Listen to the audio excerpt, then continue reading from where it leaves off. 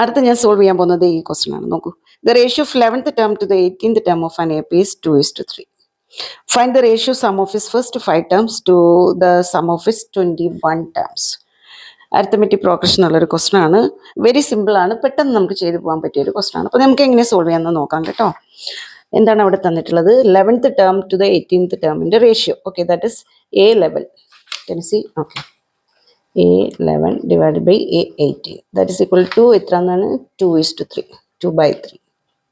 Then we have to find the sum of its first 5, a ratio of sum of its first.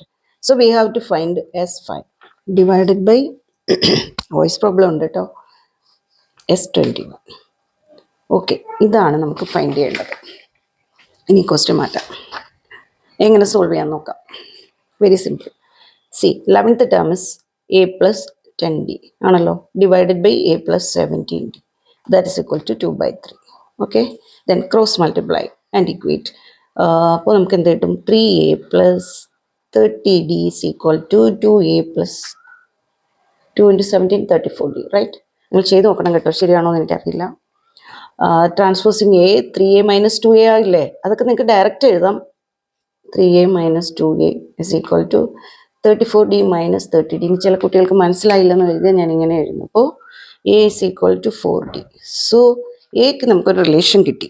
ഇനി എന്ത് ചെയ്യാം? നമുക്ക് S എന്നിൻ്റെ formula, ഈ formula use ചെയ്യും. SN equal to n/2 into 2A plus n minus 1 into D. ഈ ഫോർമുലയാണ് use ചെയ്യേണ്ടത്. Okay, so we have to find S5 divided by S21.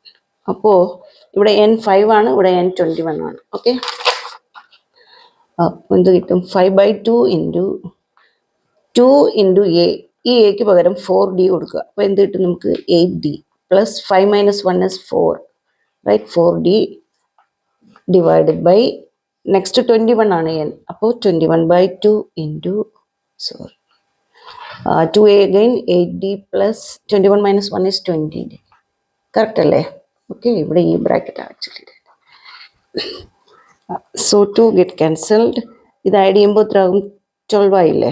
So we get 5 into 12D divided by 21 into 28D, right?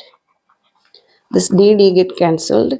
3 into 4, 7 into 4 again, 7 into 3, 21. This one cancelled. Okay, so we get 5 divided by 7 into 7 is 49. So our answer is 5 divided by 49. നിങ്ങൾ ചെയ്ത് നോക്കണം answer ശരിയാണോ എന്നുള്ളത്. നല്ലൊരു question ആണ് കേട്ടോ.